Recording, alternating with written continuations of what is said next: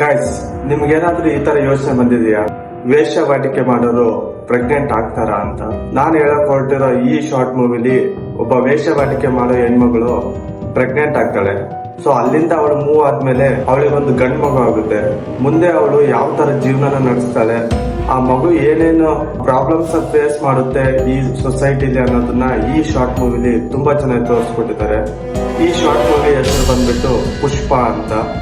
ಸುಮಾರು 15 ನಿಮಿಷ ಇರ್ತಕ್ಕಂಥ ಈ ಶಾರ್ಟ್ ಮೂವಿ ಸೊಸೈಟಿನಲ್ಲಿ ವೇಶ್ಯಾವಾಟಿಕೆ ಮಾಡೋರ್ನ ಯಾವ ತರ ಟ್ರೀಟ್ ಮಾಡ್ತಾರೆ ಅನ್ನೋದನ್ನ ಈ ಶಾರ್ಟ್ ಮೂವಿಲಿ ತೋರಿಸ್ಕೊಟ್ಟಿದ್ದಾರೆ. ಈ ಶಾರ್ಟ್ ಮೂವಿ ಕ್ಲೈಮ್ಯಾಕ್ಸ್ ಅಂತೂ ಮಿಸ್ ಮಾಡ್ಕೊಳ್ಳಬೇಡಿ. ಕ್ಲೈಮ್ಯಾಕ್ಸ್ ಅಲ್ಲಿ ಇರ್ತಕ್ಕಂಥ ಟ್ವಿಸ್ಟ್ ನಾನು ಬೇರೆ ಶಾರ್ಟ್ ಮೂವಿ ನೋಡಿರ್ಲಿಲ್ಲ. ಆ ಮಗು ಮೇಲೆ ಸೊಸೈಟಿ ಯಾವ ರೀತಿ ಪರಿಣಾಮ ಬೀರಿರುತ್ತೆ ಅನ್ನೋದನ್ನ ಈ ಶಾರ್ಟ್ ಮೂವಿ ಕ್ಲೈಮ್ಯಾಕ್ಸ್ ಅಲ್ಲಿ ತೋರಿಸಿದ್ದಾರೆ. ಯೂಟ್ಯೂಬ್ ಅಲ್ಲಿ ಅವೈಲೇಬಲ್ ಇದೆ.